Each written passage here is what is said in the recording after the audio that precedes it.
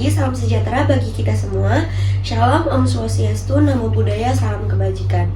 Yang terhormat Bapak atau Ibu Guru yang saya hormati, para staf dan karyawan sekolah, serta yang saya banggakan, teman-teman sekalian yang saya cintai, puji syukur kita panjatkan kehadirat Tuhan Yang Maha Esa, karena atas limpahan rahmat dan kasih-Nya, kita semua dapat berkumpul di tempat ini dalam keadaan sehat, bahagia, dan penuh semangat.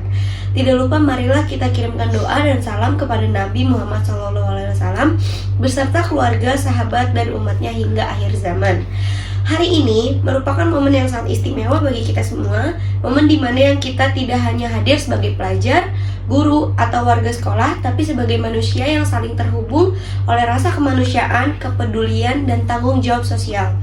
Saya berdiri di sini bukan semata-mata untuk menyampaikan pidato, tetapi untuk mengajak kita semua berhenti sejenak dari rutinitas kita, untuk merenung dan bertanya, apakah lingkungan sekolah kita sudah menjadi tempat yang aman bagi semua orang? Apakah sudah menjadi teman yang baik bagi orang di sekitar kita? Karena seringkali dalam kesibukan belajar, kita tidak menyadari bahwa di sekitar kita ada teman-teman yang sedang menderita. Mungkin karena tidak menangis di depan umum, tapi hati mereka terluka karena kata-kata atau perlakuan yang tidak pantas yang bisa jadi datang dari kita atau dari orang lain, dan kita membiarkannya terjadi. Oleh karena itu, izinkan saya hari ini menyampaikan sebuah pidato saya yang berjudul Bahayanya Bullying dan Pentingnya Rasa Empati. Yang pertama, apa itu bullying? Teman-teman, bullying bukan sekedar ejek-ejekan biasa.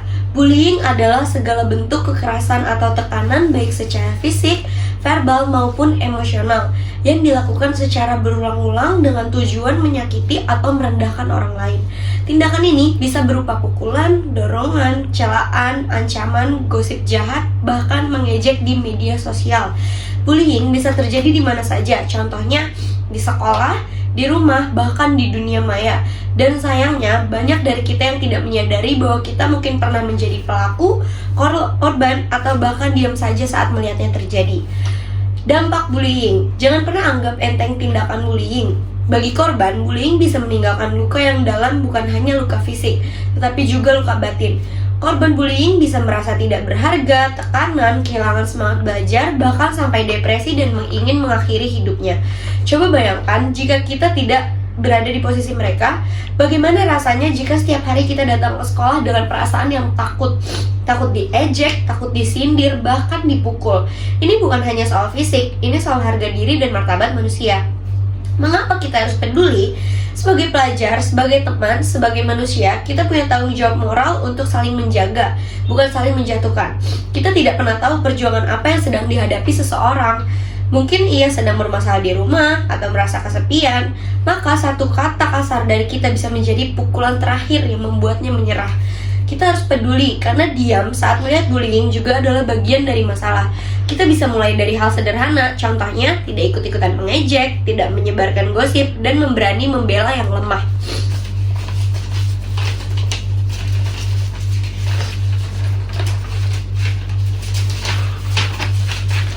Menumbuhkan empati. Kunci untuk menghentikan bullying adalah empati, kemampuan untuk merasakan apa yang orang lain rasakan. Ketika kita tidak bisa melihat dari sudut pandang orang lain, kita akan lebih berhati-hati dalam bertindak. Kata-kata yang awalnya kita anggap lucu bisa jadi menyakitkan bagi orang lain. Marilah kita ciptakan lingkungan sekolah yang positif, inklusif, dan ramah, tempat di mana setiap orang merasa dihargai, diterima, dan aman menjadi dirinya sendiri. Teman-teman yang saya hormati dan saya cintai, sampai di sini kita telah bersama-sama menyelami makna bullying.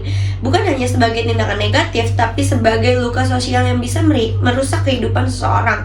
Kita mungkin tidak bisa menghapus luka yang sudah ada, tetapi kita bisa mencegah luka-luka yang baru terjadi.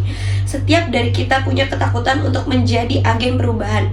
Kita bisa memilih apakah ingin menjadi penonton yang diam atau pelaku perubahan yang berani menyuarakan kebaikan. Jangan pernah merasa bahwa suatu tindakan kecil tidak berarti, sebab bahkan senyuman, sapaan hangat, atau keberanian untuk berkata itu tidak benar bisa membuat perbedaan besar dalam hidup seseorang. Sekian dari saya. Assalamualaikum warahmatullahi wabarakatuh.